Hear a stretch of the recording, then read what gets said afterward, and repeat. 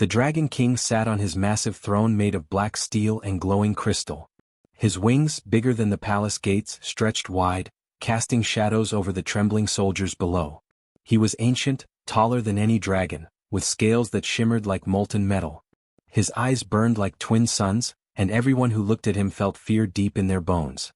In his kingdom, failure was not allowed. Anyone who failed a task was executed without mercy. In the palace, humans and dragons moved carefully, never daring to anger him. Soldiers practiced day and night, their movements sharp, their hearts heavy with fear. Even a small mistake could be the end. Whispers of those taken to the execution chambers floated through the halls, making young servants shiver. In the stables, away from the king's throne room, a small human boy worked quietly. His name was Eli. He was short and thin, with hands rough from cleaning and feeding dragonlings. The baby dragons were his only friends. They chirped, hissed, and flapped, but they never judged him. He knew each one by name. He fed them, cleaned their scales, and sometimes just sat with them, letting them rest on his lap. Today, Eli was brushing a young silver dragon, its scales gleaming under sunlight that streamed through the stable roof. The dragon whimpered softly, and Eli spoke gently. "Don't worry, little one. You'll grow strong. You'll be fine." The dragon nudged his hand with its tiny snout. Eli smiled, but he could hear a distant roar from the throne room. A soldier ran into the stables, panic on his face. "Eli, you should not be here. The king, he punished another failure." Eli's stomach twisted. He had seen it before. A young officer had misread a map and was taken away. Nobody knew what happened inside the dark chamber, but no one returned. The soldier shook his head. He executed him, right in front of the others. No one dared to blink. No one dared to cry. Eli looked back at the dragonlings. They were small, innocent, and unafraid. He touched the silver dragon's nose. "I have to be careful too," he whispered. He had no weapons, no armor, no power. Only his small hands, his mind, and his heart. That night, the palace was silent except for the low hum of the dragon engines above. Eli sat in a corner of the stable, sharpening feeding tools and listening. From the throne room came deep, echoing sounds, the sound of the Dragon King speaking, his voice like rolling thunder. "Failure is death. Weakness is not allowed. Only the strong may survive." Eli shivered. He had heard these words many times, but they felt heavier today. He wondered how one could survive under such a ruler. People obeyed, but their hearts were empty. Some whispered that the king had once been kind, but that was long ago. Now he was feared by all. Suddenly, a dragonling fell from the feeding trough. Eli rushed forward. It had scraped its wing. "Shoo, it's okay, little one. Don't cry," he said softly. He cleaned the wound carefully using water and cloth, and whispered to it as he worked. The baby dragon calmed, leaning into his hands. Unknown to Eli, the Dragon King had been watching.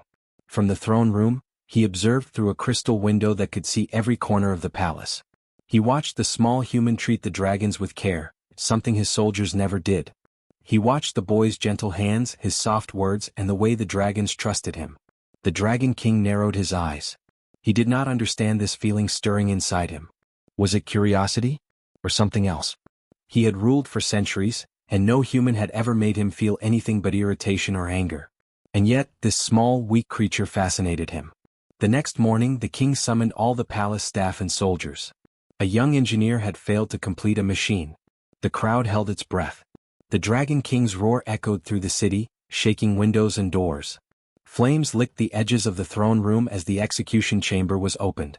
Eli stood at the edge of the crowd, heart pounding. He did not look away. He had never seen the execution up close.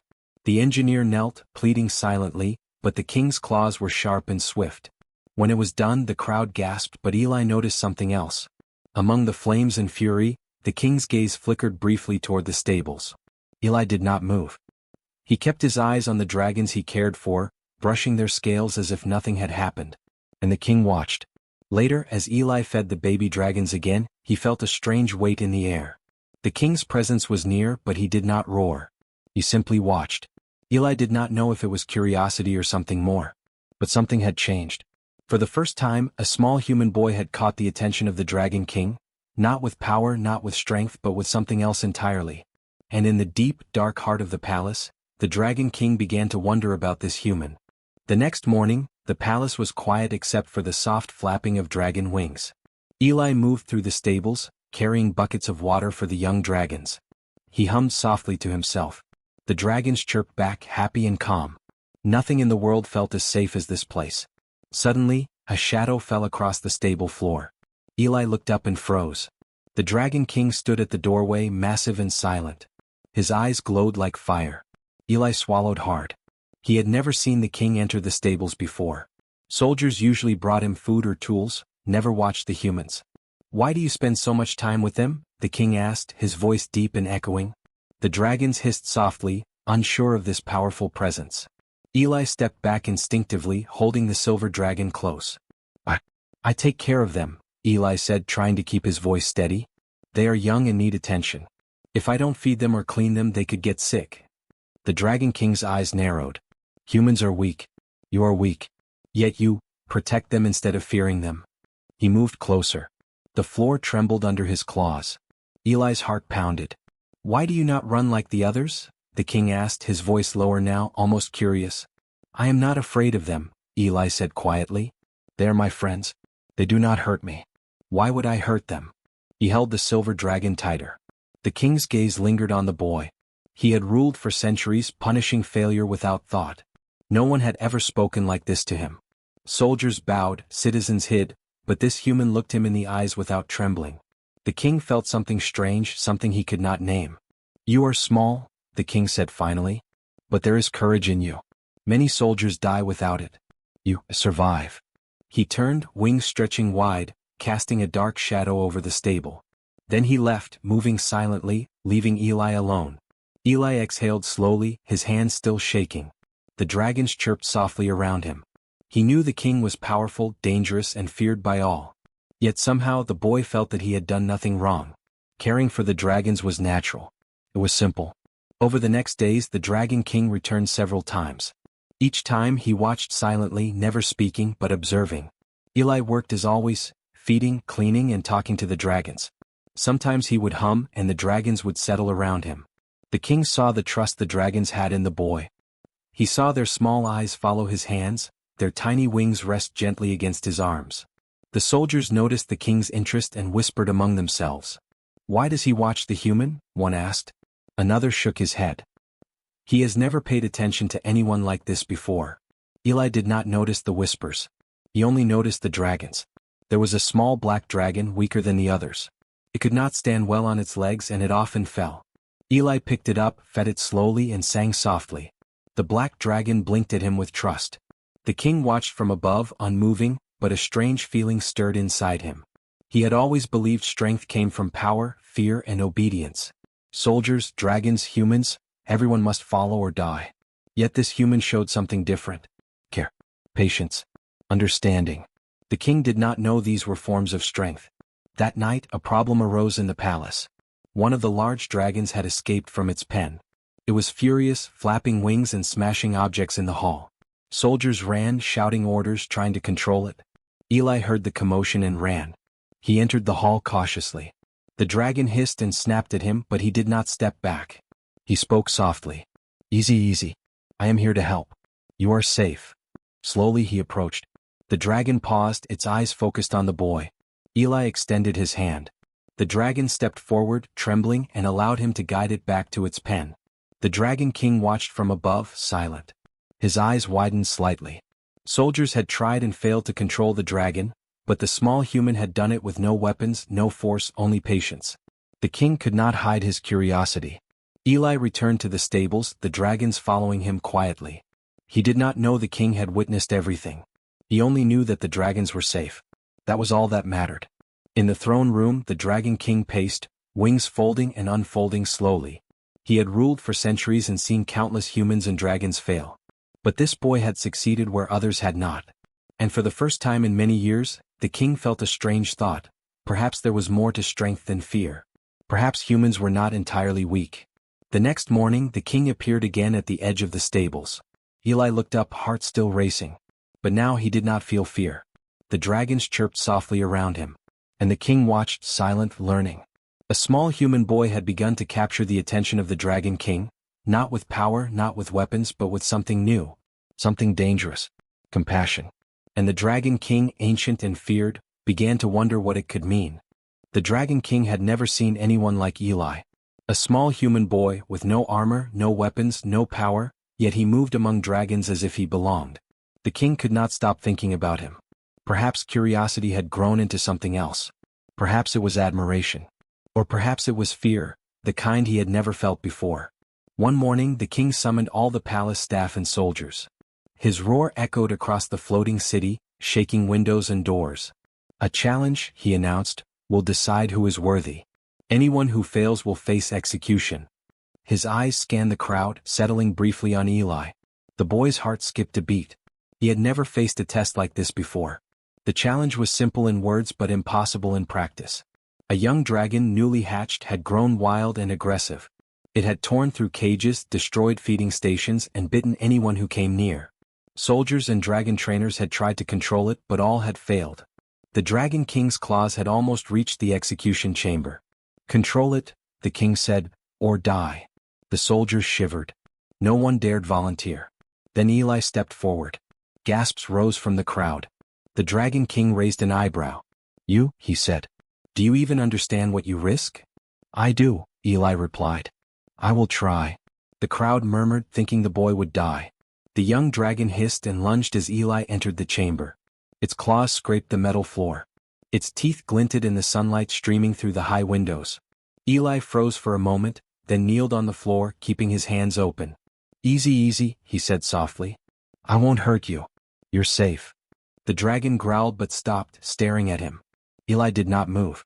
He remembered the smaller dragons he had cared for in the stables. Patience, calmness, understanding. He stepped closer slowly, speaking in gentle tones. "I know you're scared.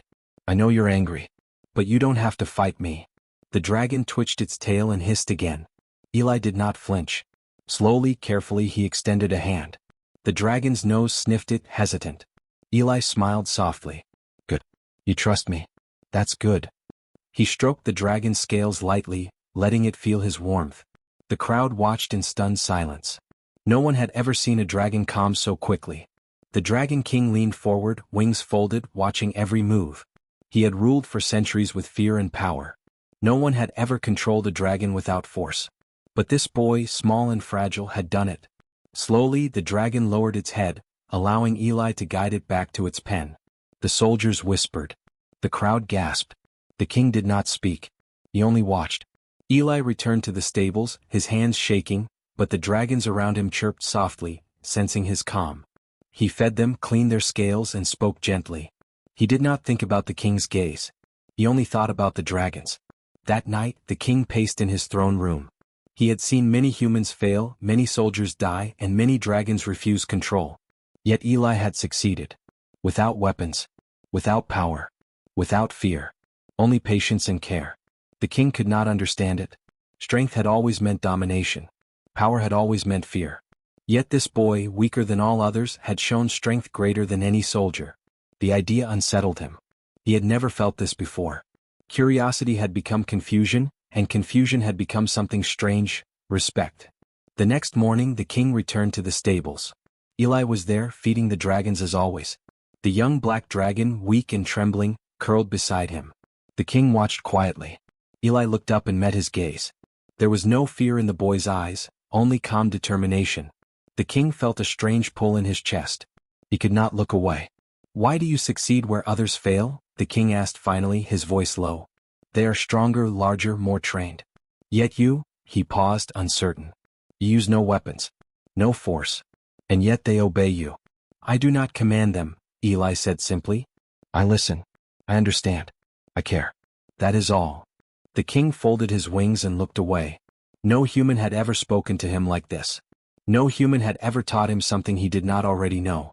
He realized that perhaps the boy had a power the king could never understand, a power beyond strength or fear. From that day the Dragon King watched Eli more closely. Every action, every word, every gentle touch with the dragons became a lesson. He did not know what would come next, but he felt that the boy was changing something inside him. Something old, hard, and cold. Something that had not moved for centuries. Eli did not know he had done this. He only knew he had helped the dragons. That was enough.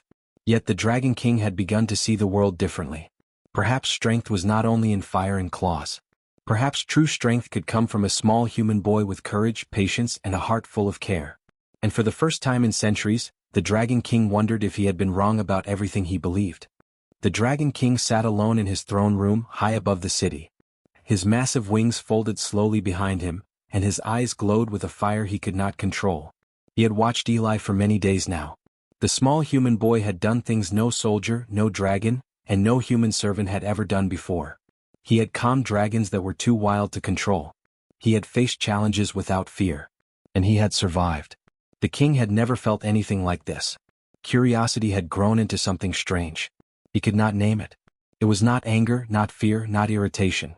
It was admiration, but not like any respect he had given before. He had ruled for centuries through fear and power, yet this human boy made him feel uncertain, almost weak. That morning the palace erupted in chaos. A group of rogue dragon soldiers had broken from their patrol and attacked a lower district. They destroyed buildings, frightened citizens, and even fought some of the king's own guards. Soldiers ran in all directions, shouting orders and firing weapons. The city was filled with smoke and fire. Eli was in the stables, feeding the baby dragons. He heard the alarms and ran toward the city gates, the dragons following him softly. He did not have armor or weapons, only his calm voice and his understanding heart. As he reached the gates, he saw the chaos. People ran, dragons hissed, and soldiers struggled to control the situation. One of the rogue dragons, massive and furious, attacked a group of soldiers. Eli stepped forward. "Stop. Listen to me," he shouted. The dragon froze for a moment, startled by his voice. Slowly Eli approached, keeping his hands open. "I am here to help. You are safe. You do not have to fight." The dragon hissed and flapped its wings, but it did not strike. Eli moved closer, talking softly. He remembered the baby dragons he had cared for, the patience he had learned. "Easy, easy," he whispered. "You can trust me." The massive dragon lowered its head and allowed Eli to guide it away from the soldiers. Others followed, confused but calmer. The Dragon King watched from above, silent. His eyes widened. Soldiers who had trained for years had failed to control the rogue dragon. Yet this small human boy with no weapons and no force had done it. With patience, with care, with understanding. The king felt a strange ache in his chest. He realized that he had underestimated humans. He had always believed that power came from fear, strength, and fire. But this boy showed something different. Something no dragon, soldier, or human had ever shown him. Compassion, courage, intelligence, strength beyond mere force. The king flew down, landing silently near the scene. Soldiers and citizens froze. They had never seen him so close without roaring or punishing. The boy looked up at him, calm and steady. The dragons around Eli hissed softly, but they did not attack. They trusted him completely. "Tell me," the king said finally, his voice low and heavy.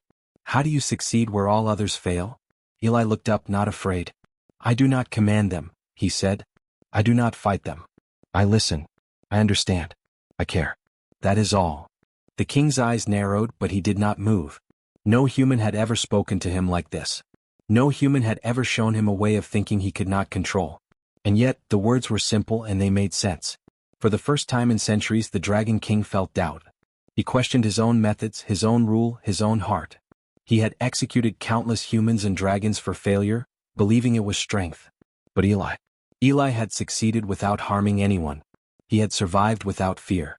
He had changed the situation with kindness and patience. The king folded his wings and stepped back. He could not look away. His chest ached, his claws twitched, and his fire burned dimly. He had never cried, never felt weakness in himself. Yet something inside him shifted. A strange, hot sensation rose in his chest. He blinked rapidly. He had never felt this before. Eli returned to the stables later that evening. The dragons gathered around him, calm and happy. He did not know that the king had followed him silently. The king watched the boy clean, feed, and comfort the dragons, and his chest ached more. He had always believed humans were weak. He had always believed compassion was useless. But this small boy had proven him wrong. The Dragon King realized he had been wrong about humans, wrong about strength, wrong about fear. Eli had survived and succeeded where the strongest soldiers and the fiercest dragons had failed.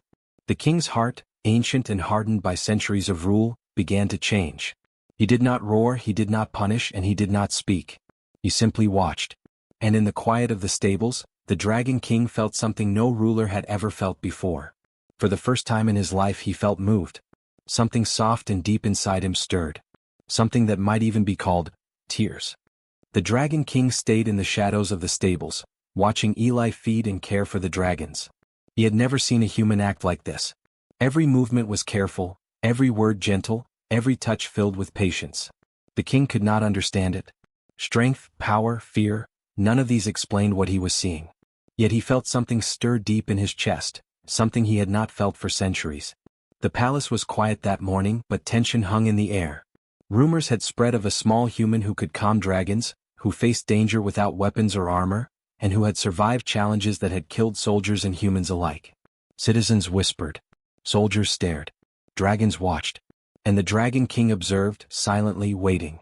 Suddenly, a roar echoed from the outer gates. A group of rogue dragons, larger and stronger than the rest, had returned. They had been drawn by the scent of the city, seeking destruction and chaos. Soldiers ran, shouting orders, but the dragons ignored them. Panic spread. Citizens screamed. Flames rose from the buildings. Eli ran toward the chaos, unafraid. He had faced dragons before and he trusted them.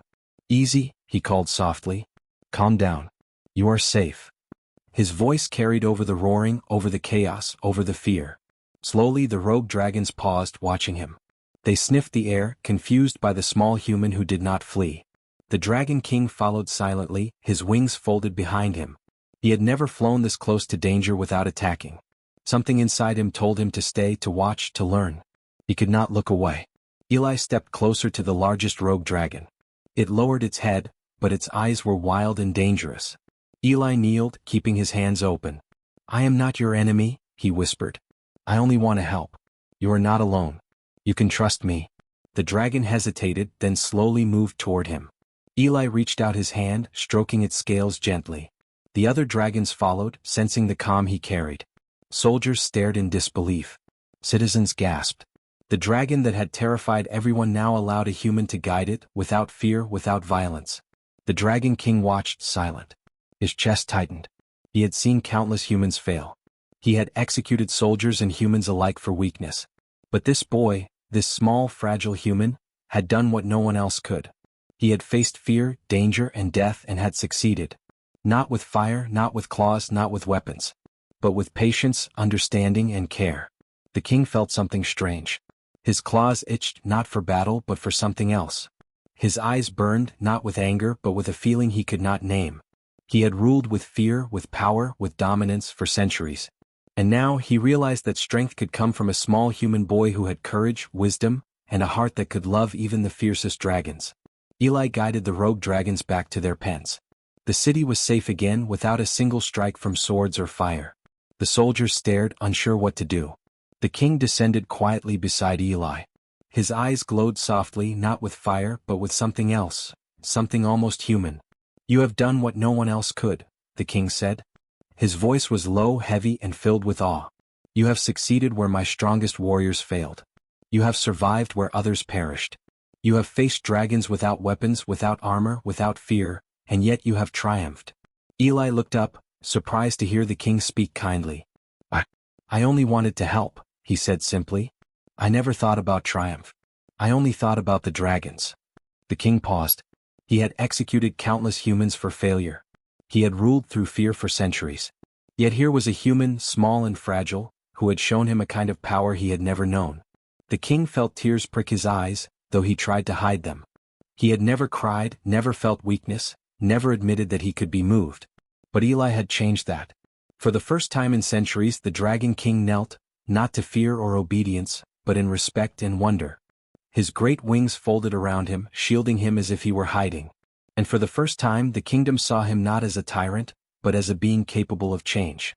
Eli continued to care for the dragons, unaware of the king's tears. The city slowly learned that fear was no longer the law. The dragons and humans began to coexist. Soldiers watched and learned from Eli. Citizens smiled again.